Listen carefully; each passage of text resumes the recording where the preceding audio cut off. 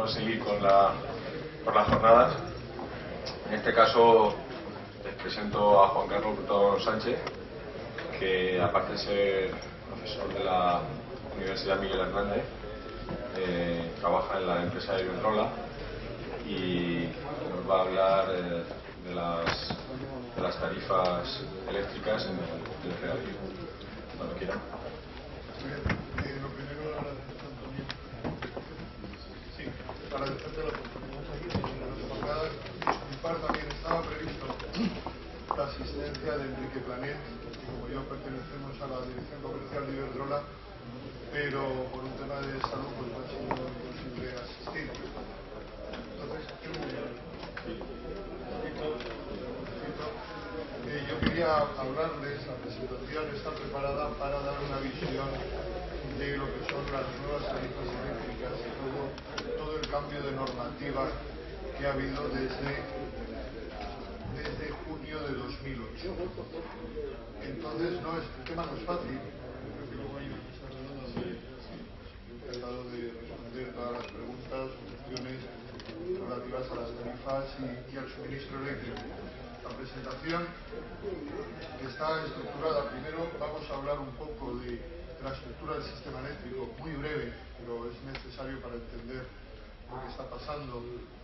La liberalización del sector eléctrico, que ha pasado desde el año 97, desde la ley del sector eléctrico, un poco de caracterización de los suministros de riegos, cosas que conocen ustedes muchísimo mejor que yo, y nos metemos ya en materia.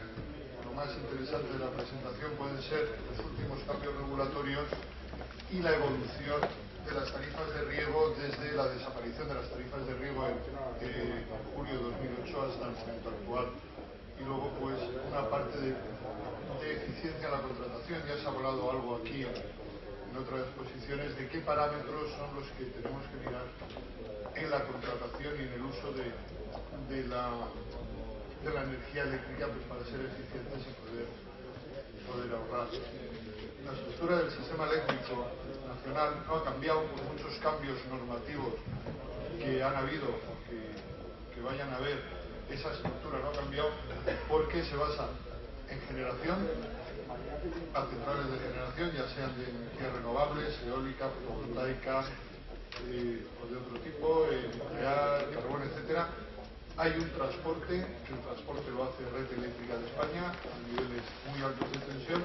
Hay una distribución que en cada zona es única, la compañía distribuidora, ESA, FENOSA, Iberdrola, etcétera. Y hay un consumo, que el consumo ya desde el 1 de julio de 2009 al consumidor solo le pueden vender las compañías comercializadoras. Antes de ese 1 de julio también vendían los distribuidores. Después del 1 de julio de 2009, únicamente en España venden los comercializadores. Entonces, esa estructura de generación, transporte, distribución y comercialización se basa en empresas distintas, aunque puedan pertenecer al mismo grupo empresarial. Existe una separación jurídica, contable y funcional entre los negocios, por ley. ¿Sí? Por ley. La generación es una actividad que se desarrolla en libre competencia. Cualquier empresa puede montar una generación de electricidad siempre que tenga las autorizaciones administrativas y vender al precio que quiera. La cosa es que el mercado asume ese precio o no, pero la generación en España es una actividad de libre competencia. El transporte y la distribución no. El transportista, Red Eléctrica, y el distribuidor, cada distribuidor de la zona, aquí en Alicante, por ejemplo, pues está Iberdrola como distribuidor principal, luego está Hidrocantábrico en Elche, una pequeña zona de distribución, y luego bastantes distribuidoras pequeñas.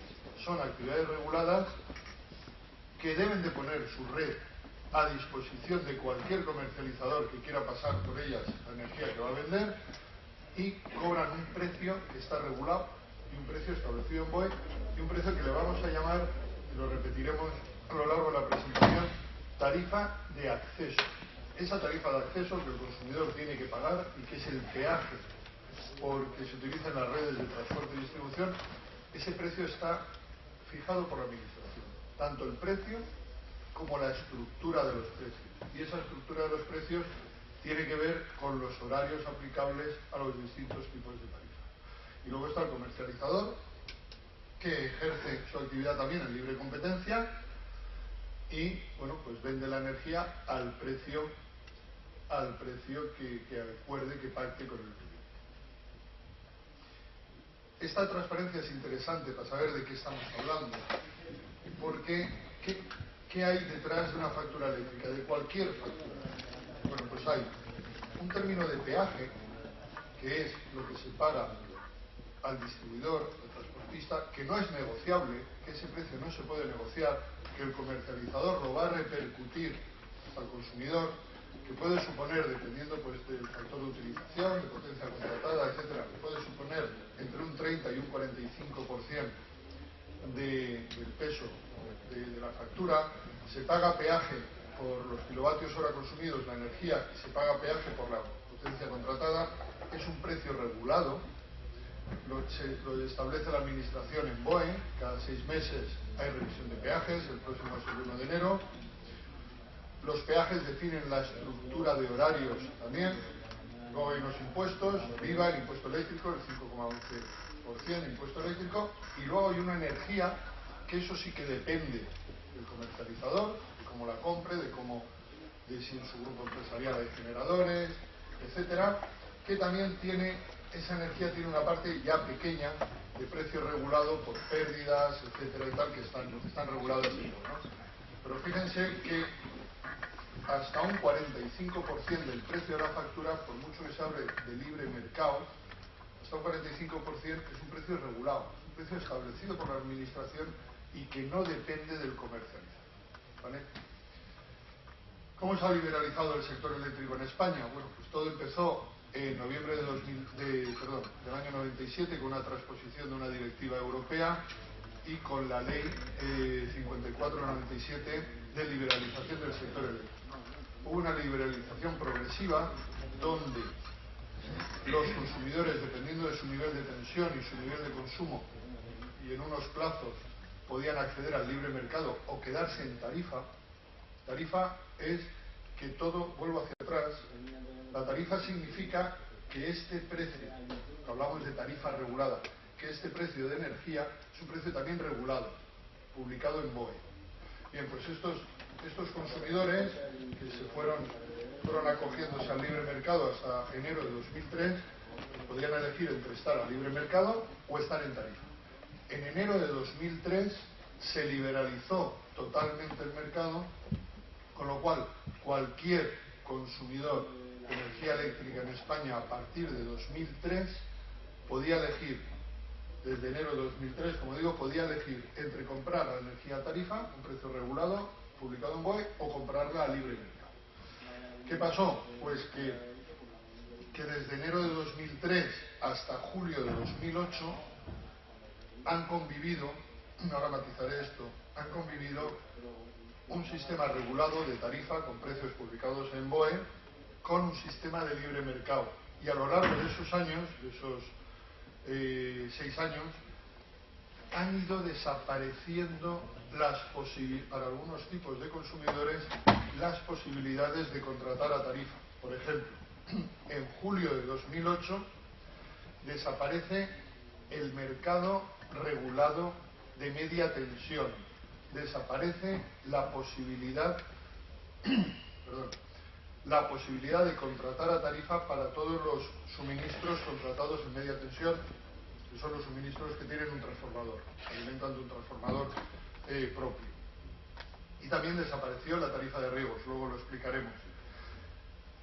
Y en julio de 2009 ya desaparece todo el mercado regulado, desaparece toda la tarifa, desaparición del mercado regulado de baja tensión, y aparece un concepto nuevo que es el TUR, la tarifa de último recurso, que las venden las comercializadoras, pero que las venden a un precio fijado por la administración también. Es una situación transitoria que va a estar vigente pues hasta el 2011.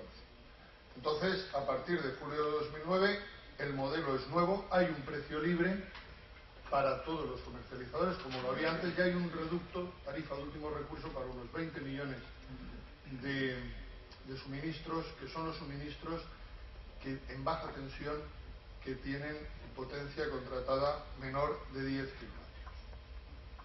¿Cuál es la estructura de los suministros y los consumos eléctricos en España? Bueno, pues tenemos en contratos, fíjense, tenemos 5 contratos, que es el G4, que es lo que se llama G4, que son los 5 mayores consumidores de España, que consumen 9,5 teravatios. Cada teravatio son 1.000 millones de kilovatios. 37.000 contratos con 106 teravatios y 50.000 contratos pertenecientes a empresas con 11 teravatios.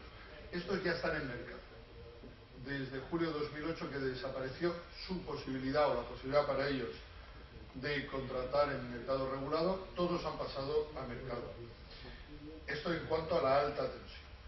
En cuanto a la baja tensión, están los suministros de baja tensión de mayores de 15 y mayores entre 10 y 15, donde hay en baja tensión mayores de 15 más de 600.000 contratos y alrededor de 600.000 contratos entre 10 y 15. Estos señores, antes he dicho que el TUR, ese suministro de último recurso, esa posibilidad todavía de tener ahí un precio marcado por la administración, solo afecta a los menores de 10, con lo cual estos suministros de aquí tienen que salir al mercado, ya veremos cómo. Y luego el resto de la baja tensión, que es el TUR, tarifa de último recurso, o SUR, suministro de último recurso, que pueden elegir entre ese precio regulado ahora mismo o salir al mercado, ¿vale? En total hay un consumo de 241 teravatios y 25,5 millones de contratos. Esta parte que viene me la voy a ir deprisa porque, como decía antes, pues saben ustedes mucho más que yo de esto, ¿no? Pero el tipo de cliente de suministro eléctrico de riegos pueden ser comunidades de regantes, confederaciones hidrográficas, clientes particulares. Tienen algunos problemas, tienen muchos problemas, pero algunos de ellos son comunes. La bajada del nivel freático, la necesidad hace necesario el bombeo pues cada vez más potente. ¿Qué ocurre? Que ese bombeo pues, no está en una zona urbana, está en una zona rural, cada vez se necesita más potencia. Las compañías distribuidoras